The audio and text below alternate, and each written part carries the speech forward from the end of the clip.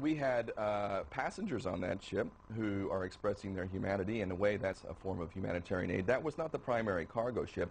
To deny that the cargo ships, which were also confiscated, didn't have things like cement, didn't have things like wheelchairs, didn't have things like medical supplies, is another lie. But that's just it. Israel just lies incessantly. So why not? If you wanted to get this human aid through to the people of Gaza, why not do what they said?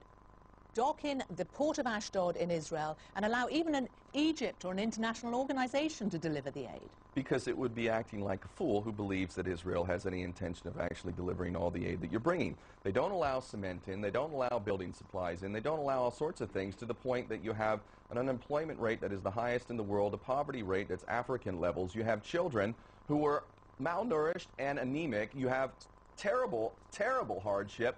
Obviously, Israel doesn't want to let all the supplies in that are required. So when Israel conducts this inquiry that it is into what happened, it's a farce and a joke, and we all know that. Even though it has David Trimble and Ken Watkin on it, the Canadian and well, Northern you discredit Ireland. Yourself now, David Trimble, don't you?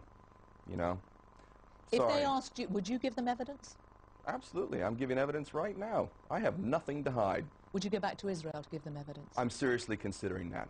Because you know what? There are thousands of political prisoners from Palestine, my brothers and sisters who I consider to be my family, who don't have the same opportunity that I do. They don't have that shining light on me. They don't have BBC interviewing me. Yet they're sitting there in prison, not having access to their family, and they're my brothers and sisters. So I'm thinking about it very, very seriously, even though I know there is no justice in Israel.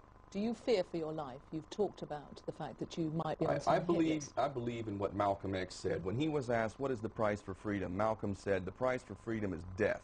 And if you're not willing to pay that price, then don't use that word in your vocabulary. And did you think you were going to die? Did you think when you were going to die when you were on the Mavi Marmara? No, I thought we need to defend this ship. We need to succeed in this mission. We need to end this blockade. That was what was running through my thoughts.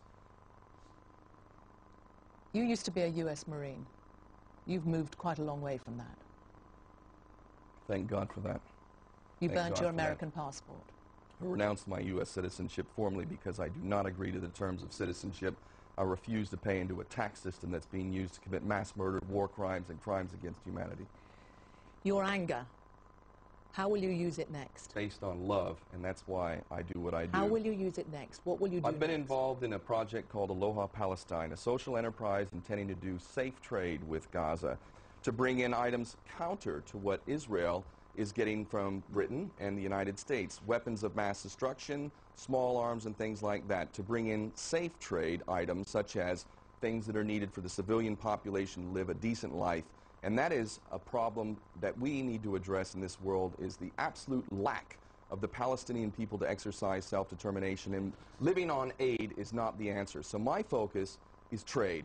And if I can't be the director of that company... What about the other side? Because a lot is focused on the import, getting stuff into Gaza. Surely the best thing for the Gazan people would be to allow to export all that they do. Yeah, and they have millions of carnations that they could be exporting, and they feed it to livestock because it's not allowed out. So is that a security measure from Israel as well? So what do you do next? Is it another trip on a ship in to try to break the naval blockade, which will stay? You know, I have a family. I'm a father. I have a beautiful son, beautiful wife, and I have some responsibility to them, but I have a greater responsibility to the world that I live in. I don't know that it's possible for me to not be on the next flotilla, and I'd really like to say publicly right now, Hugo Chavez, you need to be on that flotilla.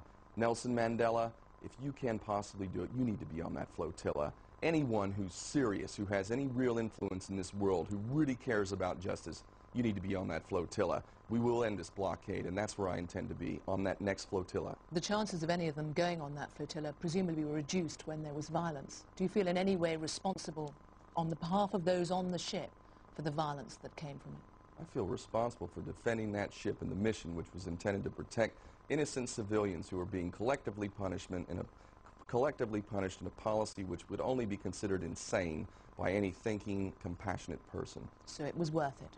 It was absolutely worth it. We need to do it again. Ken O'Keefe, thank you for coming on Hard Talk. Thank you.